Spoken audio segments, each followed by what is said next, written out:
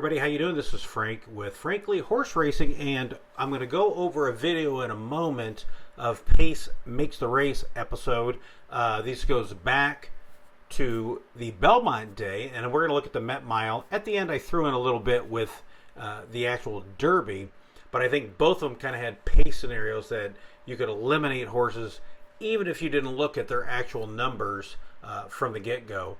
But of course, the top two horses of the Belmont won that race. But let's get right into this video and see how the pace scenarios kind of set up the race and could have helped you make better decisions in handicapping and wagering. Okay, so this is a quick rundown of the Pace Makes the Race. We're going to go ahead and go with the Met Mile on this one.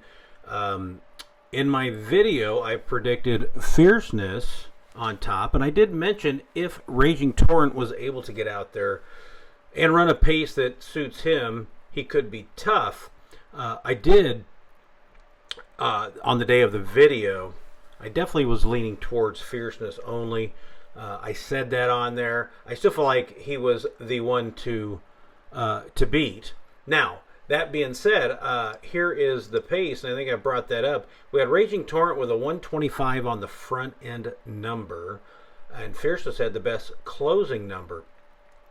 The closest one to him was just a touch. Now, if we actually look at this a little bit closer, and on the day of my video, I didn't look at it close enough. When it come to game time and they were running the race, the only exact I bet was the one over the 5, and like a fool, I personally didn't turn it over. But we've got Fierceness running here. His numbers overall were the best in this field. Now, that was at classic numbers and a mile 16th. We have to go all the way back to Aqueduct last year before he actually ran something shorter than that. He did have a pretty good number. His best number was a 113. The closest to one to him pace-wise was Just a Touch, and I'm talking about front end. And Just a Touches were also at a classic distance and then a mile 16th. His best number was a 111 last year. You figure on the improve, well, maybe he'll get a 115, 116. But again, he was still 9 points shy of the only horse in the race that really is a sprinter. So he was front speed sprinting with a 9-point spread on the front end, and he had a very good shot. So he was shooting good numbers overall, but if you look here, he's running grade ones. He's sprinting speed going against horses that were coming down from classic distance. So I just wanted to show that for the Pace Makes the Race for this week on the Met Mile that went off on Saturday, June 7th.